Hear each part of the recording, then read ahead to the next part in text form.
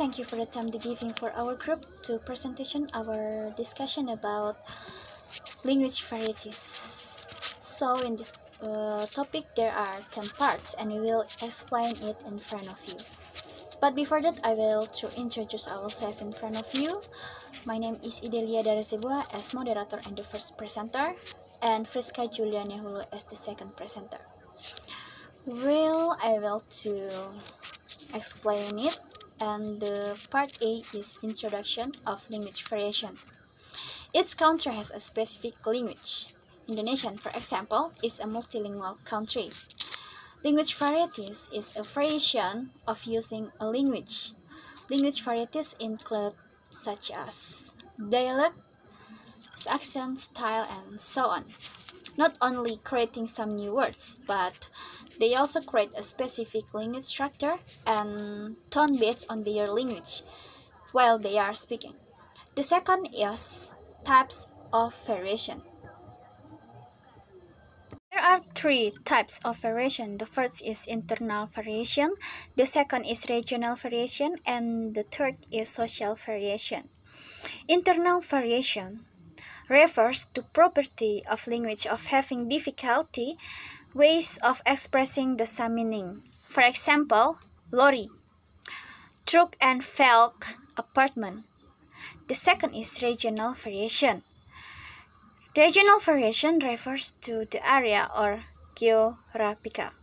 Regional variation in the way a language is spoken is likely to be one of the most noticeable way which observative variety in language. And the third is social language or social variation. Social variation refers to the social group.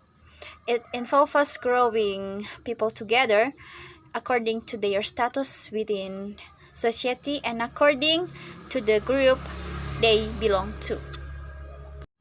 So we continue in part C. There are definitions of different kinds of language varieties.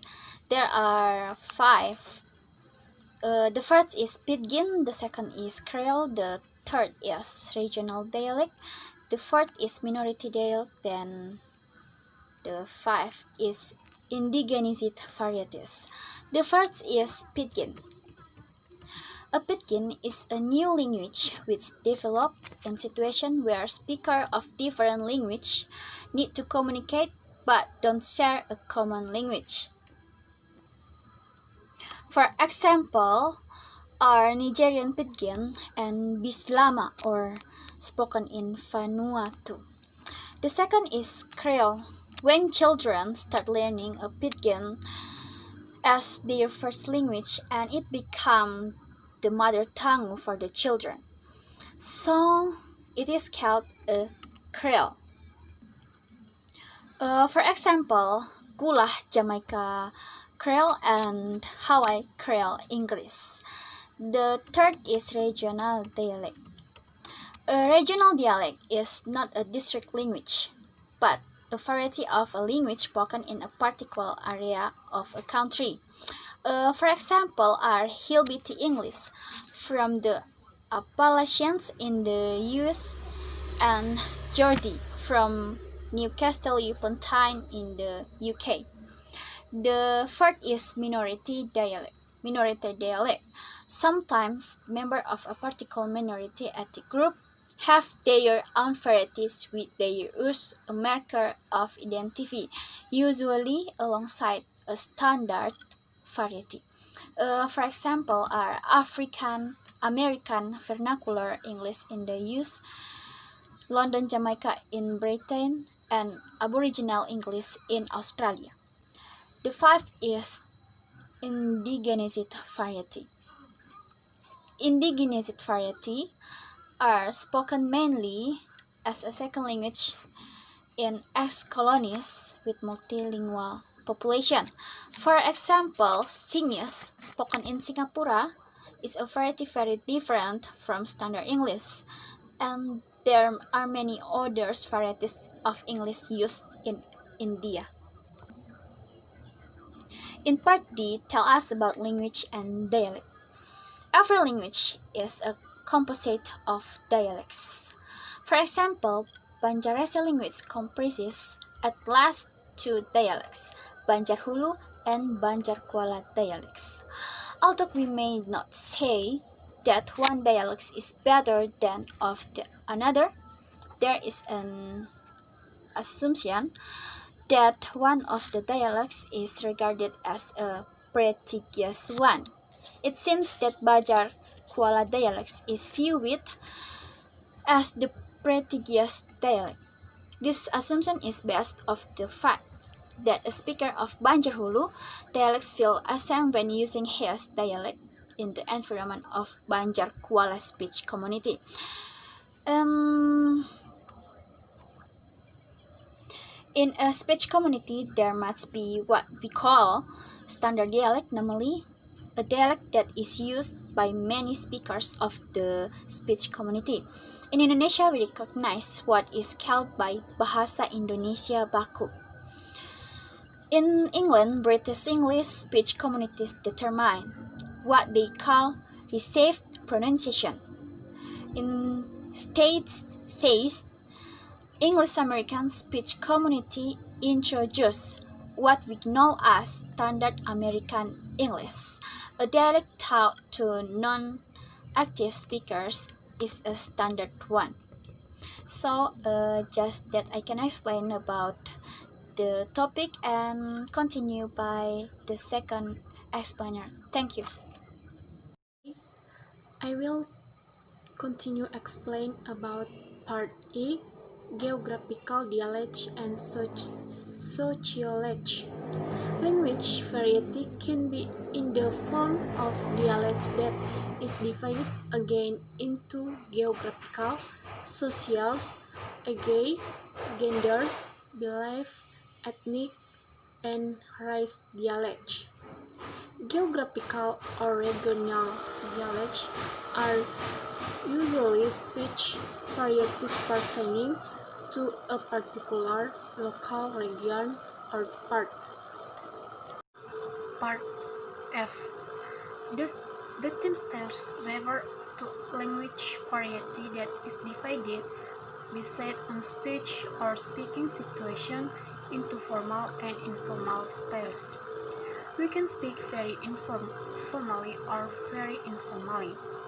Our choice of the styles is governed by circumstance. Next, part G, register. Varieties of language which are more closely associated with setting or skins in which they are used that way. The people who are using them are usually included in the concept of register and distinguish it from one another primarily on the dimension of relative formality or troike and Blackwell. Next, part H, speech levels. Speech levels are of Japanese language, which are divided into honorific speech levels or krama madya and krama engel, and non-respective speech levels or ngoko. In these relations, Supomo Pujusomo explained that speech level or of Japanese language are also referred to are chorus. That speech level have special characteristics according the speaker's social background, the relation to their listener. Next, part A, elaborated code and restricted code. The code that are used by sake on the sake of communication be divided into elaborated code and restricted code. The elaborated code contains complex sentences and fulfills grammatical rules. The features are stated clearly, and the change of one sentence to another seems to be logical. Whereas the restricted code contains short and incomplete sentences. They are only understood by the participants. The other person sometimes cannot capture the meaning of speeches. Next, part J. Language franca, Pitkin and Crowley.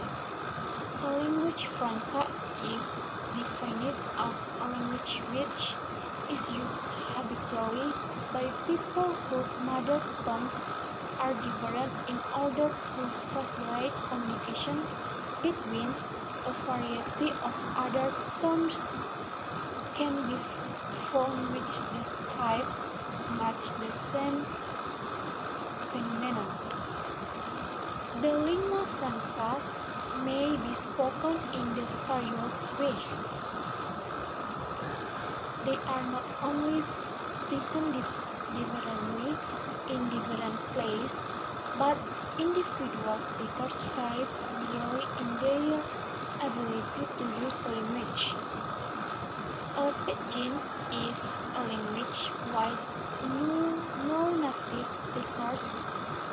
It's no one's first language, but it's a content language.